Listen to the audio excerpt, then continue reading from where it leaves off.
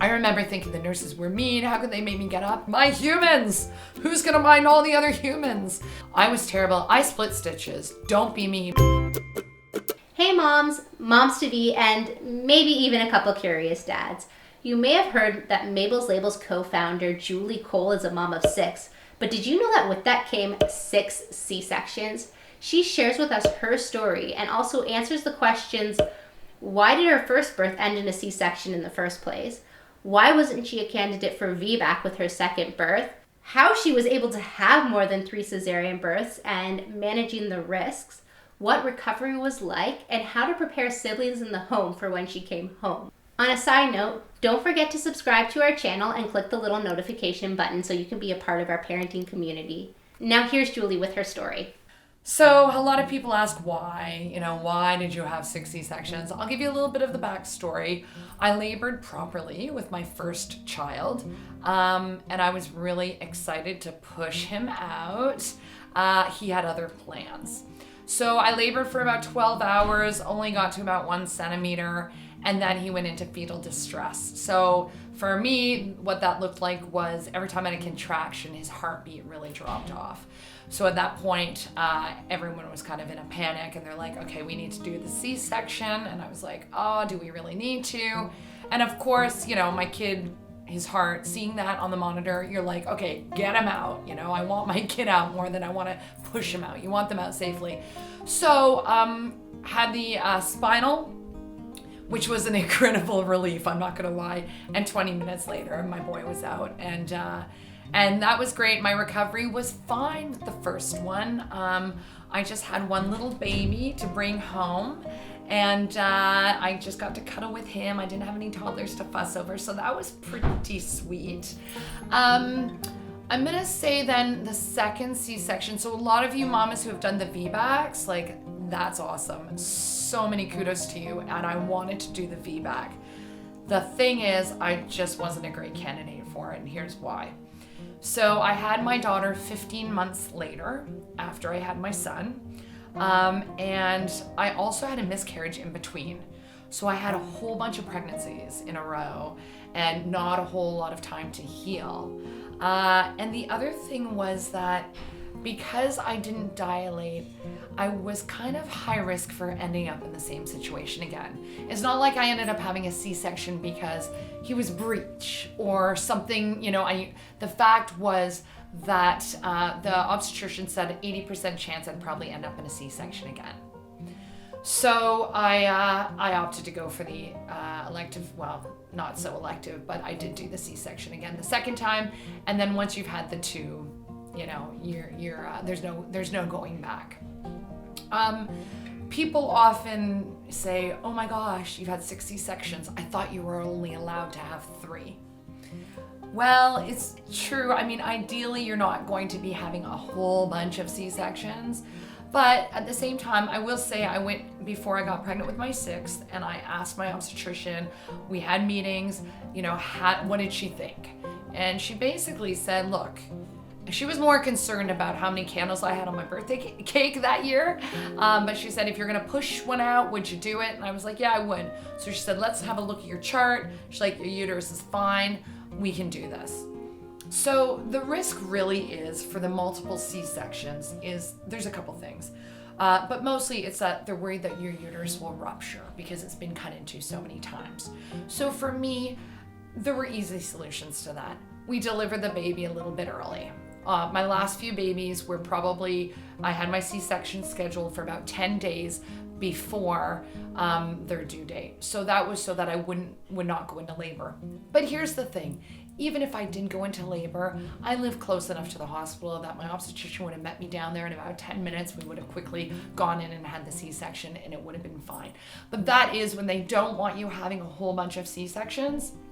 It generally is because you're at higher risk of your uterus rupturing, which probably is as gross as it sounds. So that is why I was able to do the 6, and I felt well prepared. You know what? The fact of the matter is my babies weren't going to come out any other way. So I think I'm in a medical textbook somewhere. The other thing people wonder about is, does each C-section get harder? That has not been my experience. Each C-section has been its own experience in its own right. In fact, probably my toughest one was my fourth. And it was interesting because I had my first 3 overseas, and where we lived, the healthcare system is very accommodating to moms who have just had major abdominal surgery and also have a baby. So I was literally like in a really nice suite for about 6 days, and meals were brought to me. I think I had champagne, that sort of thing. So imagine my shock when I got home and I was having my first C-section here. And I can tell you how this played out. I went in and I had my fourth on a Sunday. We had scheduled for a Sunday, which was quite handy because it allowed me to organize my other children. So there's another thing. It was kind of handy having the C-sections later because I could schedule them, and it meant I could organize all my other children. That can be super tough if you like just go into labor and then you're like, my humans, who's gonna mind all the other humans? So that was handy. So I went in the hospital and had Jessamy, my fourth, on the Sunday. I had a rough go of it. Like, I could not stand up afterwards without getting super lightheaded and fainting. So I still had a catheter in on the Tuesday morning.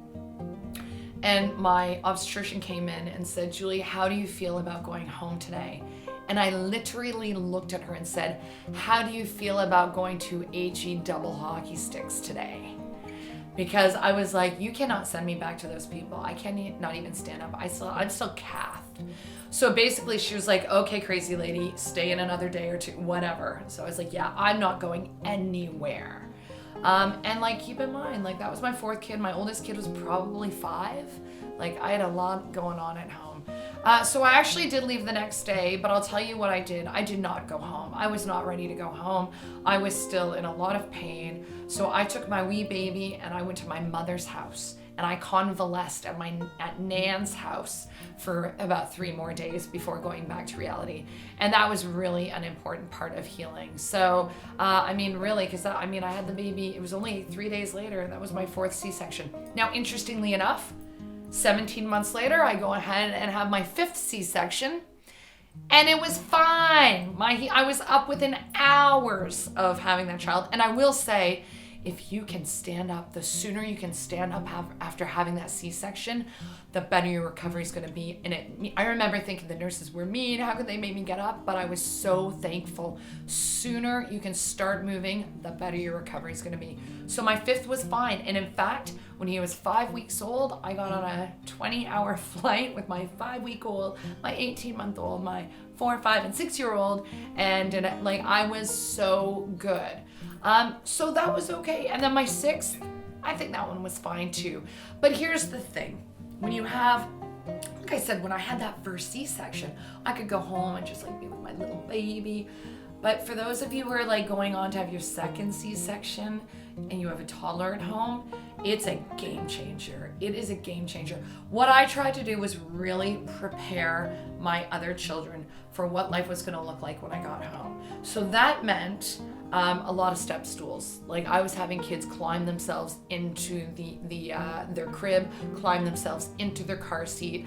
As much as you can get them doing things on their own, do it. And you need to prep while you're still pregnant so that the habits have already existed and they're already there for when you do bring home baby.